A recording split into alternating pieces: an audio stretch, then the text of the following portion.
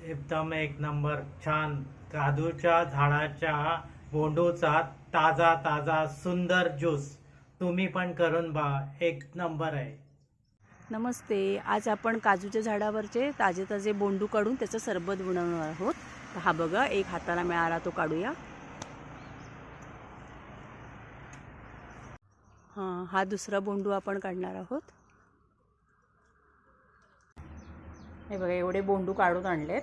आता ते मी स्वच्छ धुवून घेतलेत। आता ते आपण त्याचा रस काढून घेणार आहोत आणि त्याच्यापासून मस्तपैकी आपण सरबत बनवणार आहोत।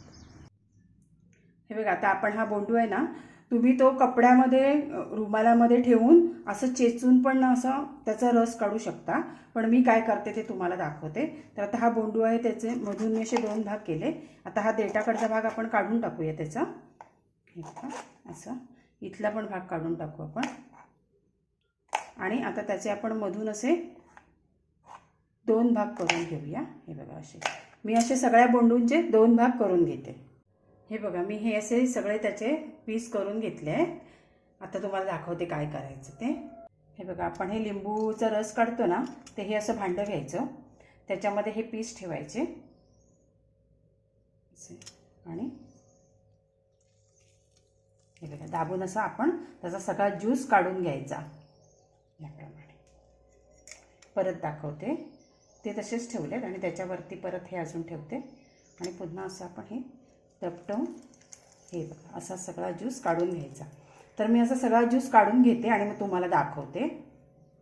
हे बघा, मी सगळ्या बोंडूंमधून त्या पीसमधून ज्यूस काढून घेतला सगळा।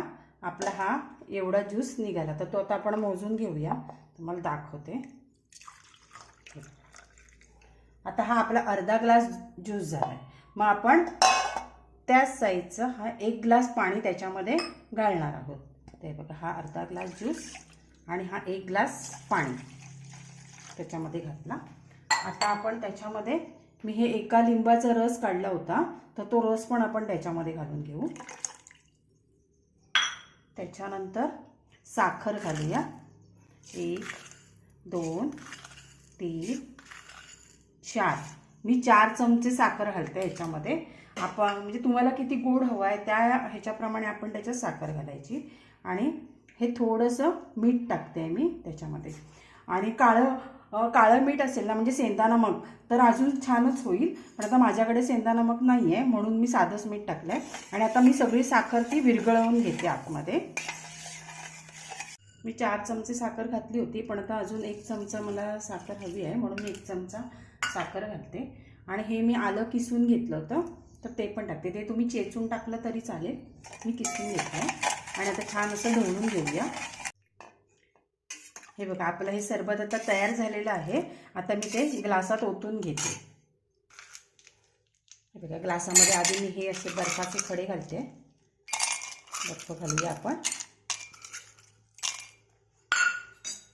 त्याच्यावरती आपण हा मी 15 मिनिटं सब्जा भिजत घातला होता, तर ते ह्याच्यात 2 चमचे टाकते आणि ह्याच्यात 2 चमचे असं हे भिजत घातलेला सब्जा आपण ह्याच्यात घालून घेऊया। आणि आता आपण आपलं सरबत गाळून घेऊया।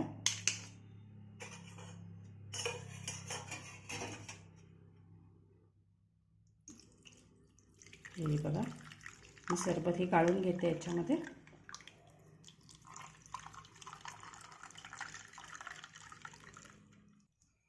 आणि अशा प्रकारे आपला बोंडू सब्जा सरबत तयार झाला।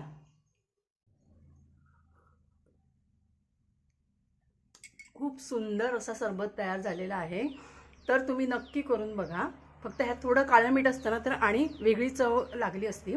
आता आमच्या लहानपणी आम्ही बोंडू वगैरे खात होतो, पण आताची मुलं कोणी बोंडू खात नाही। मग त्याच्यासाठी तुम्ही हा नक्की बोंडवाचा सरबत बनवा आणि मुलांना खाऊ घाला, मुलांना पिऊ घाला, सॉरी। आणि खूप सुंदर झालेला आहे। तर नक्की म्हणजे नक्की करून बघा। आणि माझ्या चॅनलला लाईक करा, सबस्क्राईब करा। आणि जर तुम्ही हा सरबत बनवला तर मला कमेंट करून सुद्धा सांगा।